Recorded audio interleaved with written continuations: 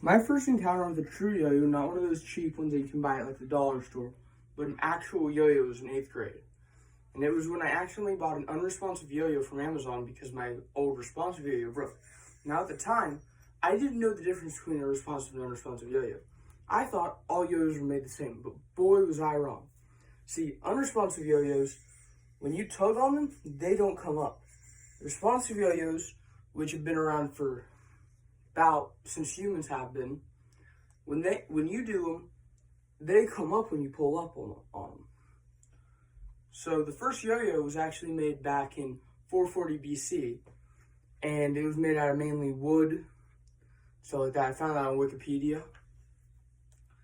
But now, yo-yos now, they contain this thing called a bearing. Bearings are super useful. They make it so your yo-yo can spin longer.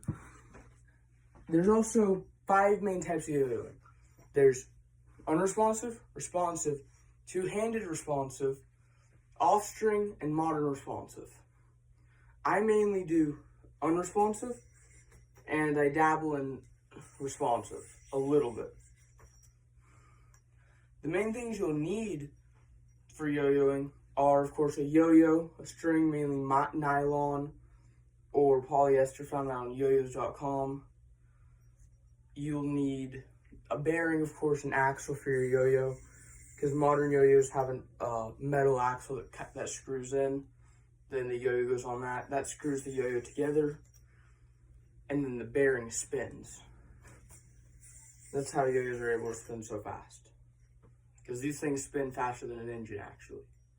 So if you were to put spikes on this, it would like cut your finger if it got in the way. They spin super duper fast, like thousands of RPM. Because think about biomechanics of your arm, they go down and then all into this little yo-yo. That's why it hurts so much if they hit you on the knuckles if they're metal. But the clothing is shorts, t-shirt, shoes you're comfortable with, because you have to be able to move, bend around, because sometimes some tricks involve moving. Getting a yo-yo like around your leg, catching it behind the back catches are a thing. I can't do those because I don't know how.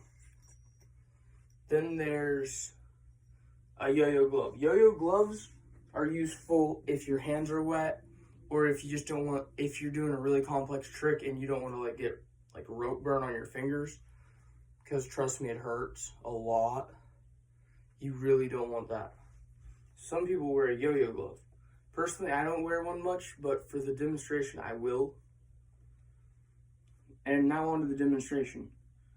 So, there's a few main throws you have to know. I put that glove on backwards. Whoops. The first one is your most basic one. It's called a sleeper. It's the one used for, like, rock the baby, walk the dog, all that stuff. All that jazz. All right, next up is your breakaway. Breakaway is you're throwing it like this. You're throwing it over this finger, and that's called your breakaway throw. And then after that, there's the trapeze, which is your first trick, other than your bind, which is what I've been doing this whole time. You just thread the string through there, and whoop, and it should come up. Now, the trapeze is one string yo-yo's on it.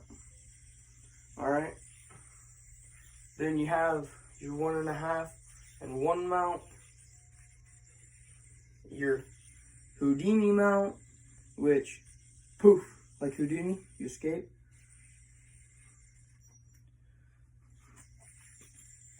And then kamikaze mount, which goes into a bigger trick called kamikaze.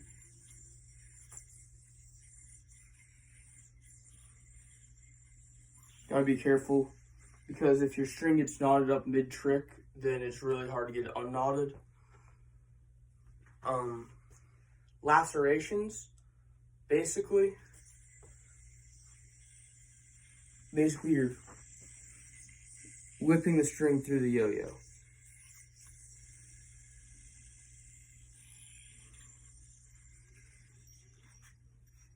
They take a lot of practice to do, though, So I don't really know any of them other than my bind, which is like that. If you didn't see it, I'll show it again. So trapeze, and then you go breakaway, and then you just go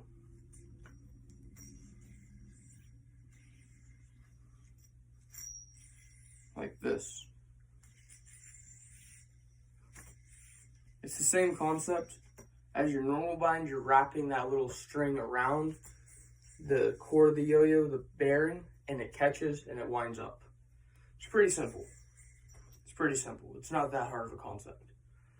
Basically, there's these things on the inside of the yo-yo that make it catch.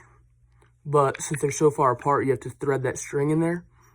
And actually, another good point is if your string is bound like that, like it's spinning together, you don't want that to happen. You should take off the string like that, go like that, and that untwists it, because a twisted string you can't do much with.